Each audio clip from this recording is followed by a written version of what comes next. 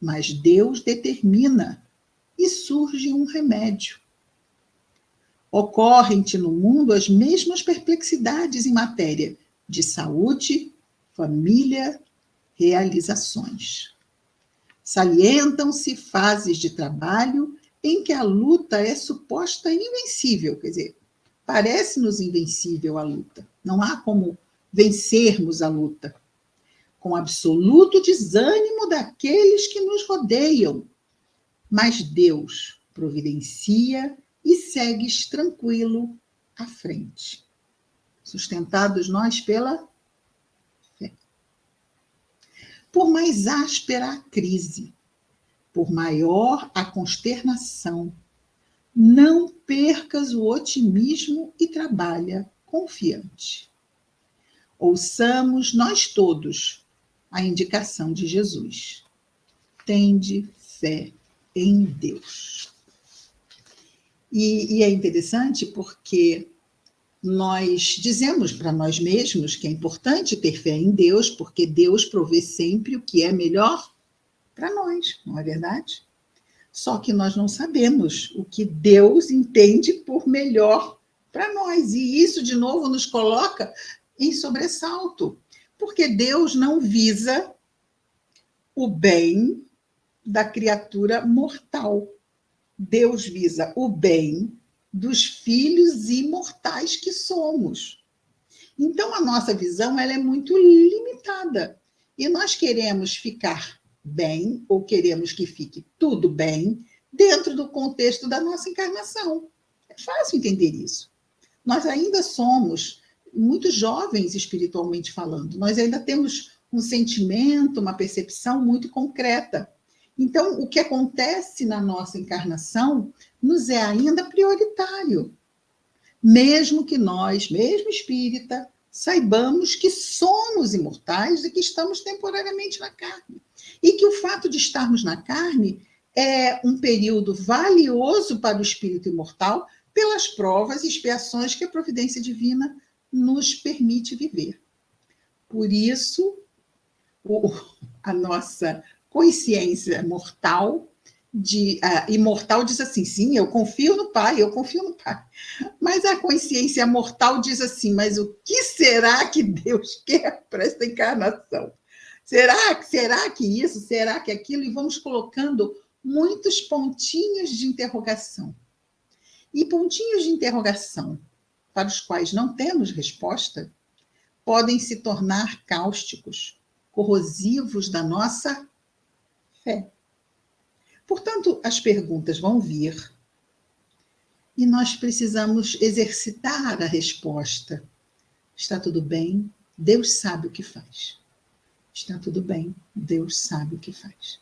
Embora tenha aquela outra voz que interfere nessa e diz assim, será que sabe? Será que ele sabe que eu vou sofrer muito se isso ou aquilo acontecer? Não, ele não vai deixar isso acontecer.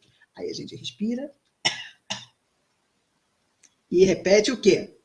Está tudo bem, Deus sabe o que faz. Não vamos entrar em discussão com o nosso ego, porque é tentar falar com quem, muitas vezes, no meio de uma situação difícil, pode estar tenso, nervoso, não é? Meio como aquela pessoa que está preocupada e anda de um lado para o outro, pensando no problema. Então, quer dizer, o nosso espírito imortal entrega o problema para Deus. Isso é fé, né?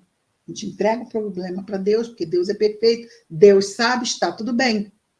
Mas nós, no nosso ego, não entregamos o problema para Deus. A gente continua andando de um lado para o outro e perguntando, mas o que será que vai acontecer? O que será que vai acontecer? Então, há um diálogo interno entre o ego e a consciência imortal que somos. O ego vai estar com medo. O ego tem medo de morrer. E a consciência imortal diz o que para o ego? Não precisa ter medo, porque você não vai morrer nunca. E o ego vai dizer assim, tô maluca, claro que eu vou morrer. Porque a nossa personalidade, ela tem o seu tempo aqui, não é? Todos nós vamos, né? E a gente sabe disso, não sabe? A gente conhece alguém que ficou? Ninguém. Então, quer dizer, nós sabemos, mas a nossa consciência encarnada, que aí falamos, não é? Esse ego, ele fica com medo, porque ele vai dizer: mas é o desconhecido, eu quero ficar em zonas calmas e tranquilas, eu quero que todos os dias fiquemos todos juntos, que ninguém vá embora. Não é o que todo mundo quer? Fica todo mundo junto, fica todo mundo bem, ninguém é... Vamos combinar. Nesse Natal, reunamos a família, façamos um abaixo-assinado entre nós e todos nos comprometemos a não adoecer, não morrer, ok? Vai dar certo, não vai? Não vai. Mesmo que haja um desejo profundo de todos de cumprir o apalavrado, né? A palavra ali, o desejo, mas nós não sabemos. E na doutrina espírita nós temos, não é? Que quando parte um ente querido, nós ficamos arrasados. Quando ele cumpriu o que ele tinha para cumprir, e recebeu o habeas corpus e voltou para casa. Quem é que devia estar triste por causa de quem? Nós devemos estar tristes por quem voltou para casa, por quem recebeu o indulto, ou quem vai embora fica assim: ai, coitada, ainda não cumpriu tudo. Ai, espero que corra tudo bem, que a pessoa fique bem. E a gente fica dilacerado por quem parte. Ainda é normal isso acontecer? Sim, a gente fica dilacerado, a gente não quer que ninguém vá embora. Nós queremos ficar todos juntos. Até quando? Para sempre. Não tem nada errado nisso. Está tudo bem. Como a criança não quer que o pai ou a mãe saia de casa para trabalhar. Quer? Criança pequena fica naquele auê, por quê? Porque ela quer que o pai e a mãe fiquem em casa, ninguém sai, fica todo mundo junto. E tem esse trabalho, às vezes tem uma hora que não dá para conversar, dá. Por quê? Você vai perder o ônibus, porque você vai perder o ônibus. Quando chegar do trabalho, a gente continua conversando, mas mamãe e papai têm que trabalhar. Diante da nossa dificuldade, Deus compreende total, nos acolhe totalmente. E continua dizendo para nós o quê? Quando nós não repetimos para nós mesmos: está tudo bem. Eu cuido de tudo. E tudo vai correr da melhor forma. E eu não sei qual é a melhor forma, mas Deus sabe. Então continua tudo bem. Não é? Continua tudo bem. E além de justiça, porque Deus é todo justiça, o que também é Deus? Todo misericórdia. Então a gente pede, a gente compreende. Mas no final a gente põe o PS na prece e diz assim: Senhor, apenas para lembrar que eu estou contando com aquele seu aspecto de misericórdia. Você lembra, não lembra? Você lembra disso? Então, ó, pedir, Jesus disse para a gente pedir. É para a gente pedir. E o que pode a prece, por exemplo, de um coração que ama? Pode pouco? Pode muito. Então, havendo possibilidade, em qualquer circunstância, de que as coisas se resolvam do nosso jeito, Deus vai falar assim: não estou de má vontade, quero não. Nunca. Se houver, ele raspa daqui, ele raspa dali, ele raspa de cá, ele raspa de lá, e tenta ser que seja o mais próximo do que pedimos. Certo? E às vezes tudo acontece também como prova de quê? Às vezes as coisas que estão, a gente pensa assim: isso é um resgate, isso é uma expiação, isso é uma prova.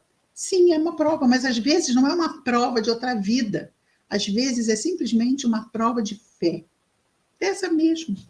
De vez em quando surgem coisas assim. Momentos difíceis onde a nossa fé é testada.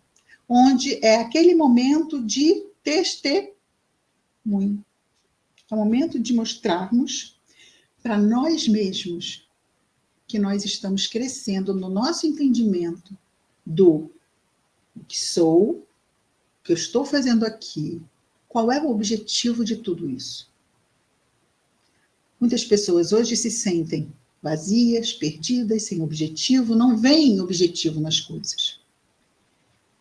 Claro que até os espíritas podem passar por uma depressão e passar por esses momentos em que questionam a validade das coisas dessa vida, onde nada parece fazer muito sentido. Mas isso acontece a nível emocional. Estamos, às vezes, passando por uma dificuldade, essas mesmas que acabamos de dizer, é a perda de um ente querido, é uma doença, um desemprego de longo curso, tudo isso que nos... Ou, às vezes, simplesmente não há motivo e nós podemos entrar num momento emocionalmente caótico. Pode acontecer. Às vezes, até quimicamente, isso pode acontecer também. A depressão pode ser por essas questões químicas. Mas se a minha razão estiver com conteúdo, eu tenho pelo menos como ter um contraponto na minha conversa interna. É claro que muitas vezes, se eu estou não conseguindo superar, eu vou ter que buscar o quê? Ajuda profissional. Como às vezes eu tenho um problema de saúde, e eu vou lá, melhoro a minha alimentação, evito isso, evito aquilo, mas continua, minha pressão continua subindo, por exemplo. Então eu vou ter que procurar um médico. Porque o que eu estou, já cortei o sal, ela sobe. Já fiz isso, ela sobe. Evito comer aquilo, ela sobe. Então, eu vou precisar de uma ajuda profissional. Então, às vezes, também emocionalmente, por mais que eu esteja tentando, eu não estou conseguindo administrar isso sozinho. Então, também é importante buscar uma ajuda profissional, que pode ser, no primeiro momento, um psicólogo, como pode ser, no segundo momento, um psiquiatra, não é? Porque, às vezes, eu mesmo já não estou conseguindo administrar, mesmo com a ajuda de um psicólogo, sozinho, quimicamente, o que está acontecendo. O que Emmanuel nos coloca sobre a fé é uma situação que chega a todos nós e que muitas vezes nos coloca em xeque no momento de vida que podemos estar atravessando. E que, se não estamos atravessando hoje, podemos já ter atravessado ou podemos ainda vir a atravessar. Então, é muito importante que tenhamos certas ideias que vão nos ajudar no enfrentamento e superação desses momentos difíceis que estão aí na vida de todos nós, ok?